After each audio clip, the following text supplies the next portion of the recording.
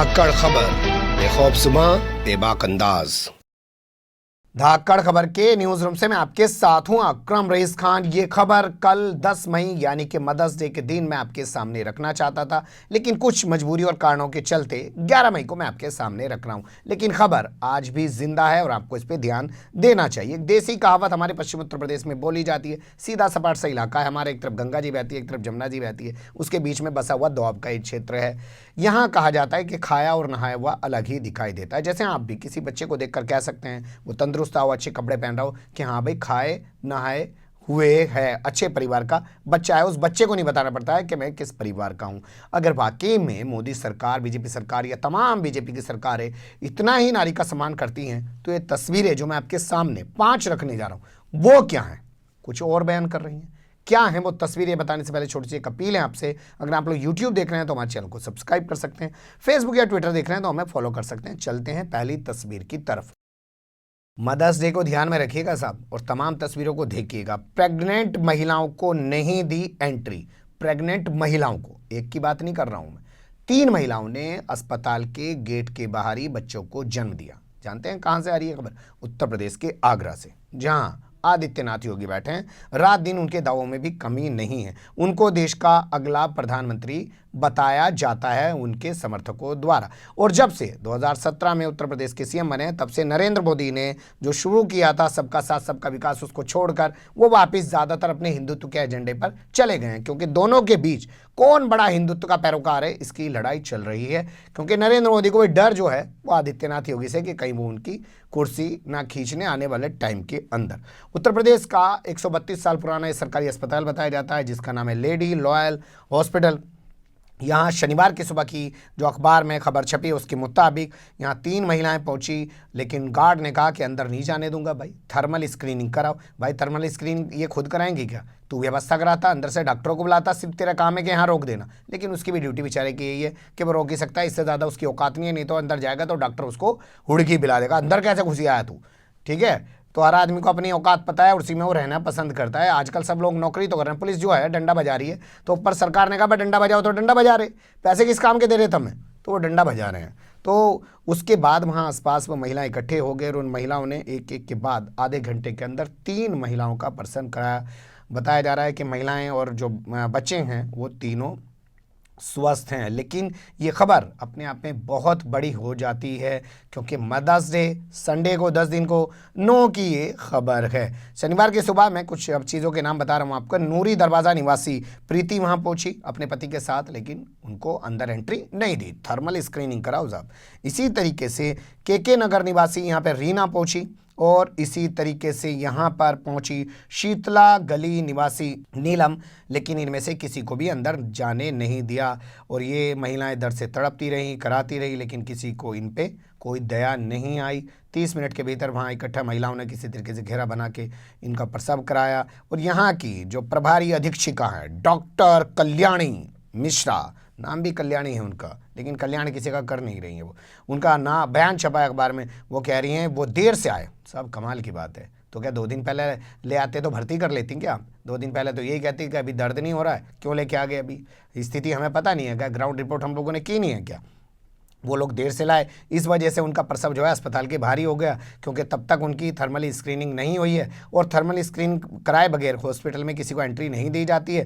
Thermal screening की व्यवस्था बाहर ही कराई गई है, ये इनका बयान छपा है। अखबार वाले पूछ ही लेते हैं अधीक्षक से, ताकि कम से कम ये तो बना रहे कि मैं पत्रकार बोल रहा हूँ जी। अधिकारी को नाम ही नहीं नोट कराओगे तो फिर पता कैसे चलेगा कि पत्रकार है भी कि नहीं है? अगली खबर का रुख कर लेते हैं।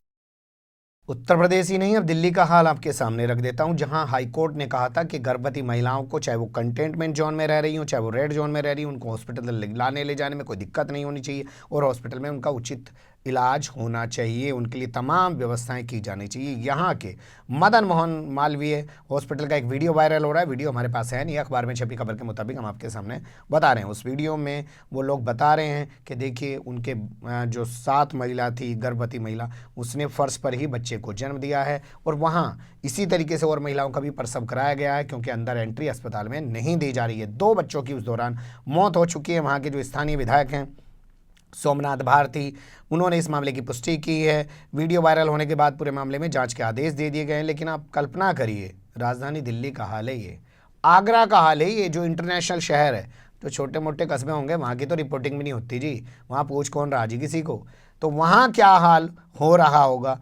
पर क्या ये वाकई में नारी का सम्मान करने वाली सरकारें हैं, जो नारियों को, महिलाओं को मदर्स डे के से पहले, मदर्स डे के दिन इन तमाम चीज़ों का सामना करना पड़ रहा है? क्या ये इसका हिसाब लौटा पाएंगे? अब तीसरी खबर फिर से मैं आपके सामने उत्तर प्रदेश से रख रहा हूँ। मथुरा, जहाँ कन्हैया हैं, जहाँ पे श्री कृष्ण हैं और तमाम चीज़ें हैं, वहाँ पे एक कन्हैया अपनी माँ के पेट में मर गया क्योंकि डॉक्टर ने उसको अस्पताल में भर्ती नहीं किया। ये शर्मनाक खबर आ रही है जो यहाँ का सरकारी हॉस्पिटल है, महिला अस्पताल है, वहाँ से। यहाँ का एक इलाका पड़ता है रानी की मंडी। वहाँ की रहने वाली जो महिला हैं रीना शर्मा, वो अपने पति सुभाष के साथ शुक्रवार को हॉस्पिटल पहुँची। डॉक्टर ने कहा अच्छा ठीक है, पहले अल्ट्रासाउंड करा ले जाइए। अल्ट्रासाउंड वाले ने कहा भाई मैं तो नहीं करूँगा, तुम तो रानी की मंडी इलाके से आई हो और वो तो हॉट स्पॉट इलाका है। ये प्राइवेट वाला कह रहा है अल्ट्रासाउंड वाला, सरकारी तो हो ही नहीं रहे हैं, प्राइवेट वाला कह रहा है। उसके बाद ये सीएमओ के पास पहुँचे, बताया गया सीएमओ ने लिख के दे दिया और अल्ट्रासाउंड वाले को कहा कि भाई फ़ौरन कर, लेकिन उसने फिर भी नहीं करा और इधर से उधर ये चक्कर काटते रहे। महिला की पीड़ा बहुत बढ़ गई। उसके बाद महिला को भर्ती किया गया, उसके पेट में बच्चा तब तक मर चुका था। नाराज परिजनों ने हंगामा किया, उनको कार्रवाई का आश्वासन देकर समझा बुझा लिया गया। लेकिन जिस परिवार पे बीतती है वो ही जानता है, ये हो रहा है नारी का सम्मान। मथुरा में कन्हैया की पेट के अंदर अपनी माँ की मौत हो जा रही है। हम आपके सामने चौथी तस्वीर रखते हैं जो चलती हुई ट्रेनों से जुड़ी हुई आ रही हैं। दो महिलाओं ने 2 बच्चों को जन्म दिया है चलती हुई ट्रेन में। पहली खबर हमारे पास आ रही है जामनगर से मुजफ्फरपुर की ओर जा रही जो श्रमिक स्पेशल ट्रेन है उसको आगरा में रोका गया और टीटी के जरिए डॉक्टरों को सूचना दी गई। डॉक्टर पहुंचे और उन्होंने कोच के अंदर ही महिला का प्रसव कराया। महिला ने एक स्वस्थ बच्चे को जन्म दिया है, ये बताया जा रहा है। ये महिला छपरा की रहने वाली है और राजस्थान के भरतपुर में अपने पति के साथ काम किया करती थी। पति का नाम सत्येंद्र है, महिला का नाम ममता है। और प्रसव के बाद जो है इनकी गाड़ी आगे बढ़ गई और ये लोग अपने गंतव्य की ओर रवाना हो गए। इसी तरीके से दूसरी खबर आ रही है जो एक ट्रेन आ रही थी जालंधर से अंबेडकर नगर की तरफ। जब वो ट्रेन यूपी के मुरादाबाद में पहुंची तो उसमें बगैर डॉक्टरों की, वहाँ तो डॉक्टरों की थोड़ी मदद मिल गई थी आगरा में, लेकिन यहाँ डॉक्टरों की कोई मदद नहीं मिल पाई बताया जा रहा है। तो वहीं महिला ने बच्चे को जन्म दे दिया। बाद में डॉक्टर वगैरह पहुँचे, उन्होंने कहा कि आप उतर जाइए, लेकिन महिला ने उतरने से इनकार कर दिया और फिर उसके बाद वो अपने गंतव्य की तरफ वो भी आगे बढ़ गई। तो ये दुर्दशा की तस्वीरें हैं, देखते जाइएगा और इनको रिकॉर्ड करके ज़रूर रखिएगा। अगली खबर का रुख कर लेते हैं। अब आपके सामने इस बुलेटिन की आखिरी तस्वीर रखने जा रहा हूँ। बच्चे को जन्म देने के महज 1 घंटे बाद वो महिला 160 किलोमीटर तक चली। कल्पना कर सकते हैं आप, 160 किलोमीटर पैदल चली वो महिला बच्चे को जन्म देने के 1 घंटे बाद। कोई सिख परिवार रास्ते में मिला जिन्होंने बच्चे के लिए कपड़े दे दिए, कुछ खाने पीने का सामान दे दिया। ये महाराष्ट्र के बिजवासन बॉर्डर पर पहुंची महिला है जिसकी ये खबर अखबार में छपी है। महिला का नाम शकुंतला बताया जाता है, उम्र उसकी 30 साल है। वो अपने पति के साथ नासिक में रहा करती थी, वहीं काम धाम करते थे, लेकिन जब लॉकडाउन हो गया, खाने पीने को कुछ रहा नहीं है, तो ये चल निकली। 70 किलोमीटर पैदल चलने के बाद, 70 किलोमीटर पैदल चलने के बाद इस महिला ने सड़क किनारे एक बच्चे को जन्म दिया और उसके बाद फिर इसने 1 घंटे बाद चलना शुरू कर दिया और 160 किलोमीटर का सफ़र तय करके ये बिजवासन बॉर्डर पे पहुंची है। ये तमाम स्थितियां उभर रही हैं, लेकिन साहब जुमलेबाजी गढ़ने में महाराज की कोई कमी नहीं रखी जा रही है। इसके पति का नाम राकेश कौल है, जिसने वही बताया कि भैया सिख परिवार मिला, उसने हमारी एक मदद कर दी।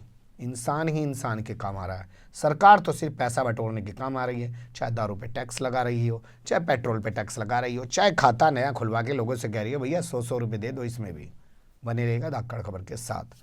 फिलहाल कमेंट्स के रूप में आप लोग अपनी राय दे सकते हैं, खबर को लाइक कर सकते हैं, चैनल को सब्सक्राइब कर सकते हैं और ज़्यादा से ज़्यादा हमारी खबरों को शेयर कर सकते हैं। फिर ऐसे ही किसी सुलगते हुए या उलझते मुद्दे लेकर मैं आपके सामने हूँगा हाजिर। फिलहाल अभी मुझे दें इजाज़त।